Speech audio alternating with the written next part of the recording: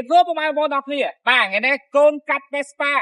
បាទ026ណាបាទមានពណ៌សមានពណ៌ខ្មៅគ្រើមបាទអានេះលេខហើយពុកម៉ែបងប្អូនបាទ Vespa ណាកូនកាត់ Vespa ឆ្នាំ2026ម៉ូតូខ្ចីណាពុកម៉ែបងប្អូនណាបាទមើលសាច់ឆ្នាំណាខ្ចីមែនទែនតែម្ដងបាទហើយគីឡូវិញតិចណាបាទនិយាយទៅគាត់ជិះមួយឆាវទេបាទដោយសារអីគាត់យកមកដោសេរីបាទយកសេរីខ្ពស់ទៀតទៅបាទអញ្ចឹងពុកម៉ែបងប្អូនណាហើយនេះមកទឹកខ្លាក់លេខហើយណាបាទខ្ចីលវក់តែម្ដងហើយតម្លៃវិញពិសេសមែនតើណាបាទត្រឹមតែ1500ជាងណាបាទនេះកូនកាត់ Vespa ជីងទៅអស្រីពុកម៉ែបងប្អូនថាចាក់ហើយបាទលេង Vespa ហើយស្រាច់តែម្ដងបាទនេះពណ៌ខ្មៅក្បានពណ៌សក្បានណាហើយសិតតែឆាំខ្ពស់2026បាទចង់បានតម្លៃទូតាក់តងលេខ Telegram បាទជួយ follow page មួយបាទ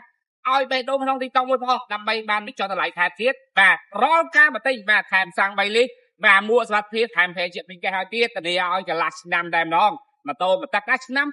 2026កូនកាត់ Vespa 1550ឡើងបាទចង់បានឆាតចូល Telegram អរគុណ